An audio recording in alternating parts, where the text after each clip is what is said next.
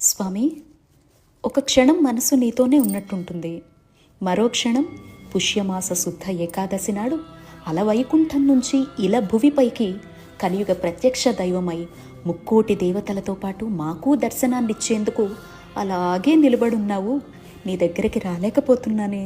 అసలు వైకుంఠ ద్వారం అంటే ఎలా ఉంటుంది, ఈ రోజున నువ్వెలా ఉంటావు అని చూడాలనే తపన.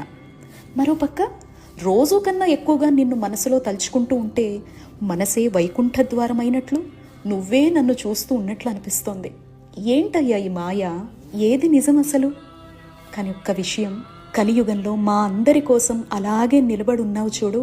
నిన్ను మాత్రం ఆ వైకుంఠ ద్వారం గుండా ఒక్కసారి చూడాలని మాత్రం ఉందయ్యా. ఎప్పటికి రప్పించుకుంటావు? అంతటి భాగ్యం ఉందంటావా ఈ జన్మకి? ఈరోజు ఏం మాట్లాడినా ఏం చేసినా నువ్వు వింటావు, చూస్తావంట కదా. మరి నా మాట వినిపిస్తోందా స్వామి?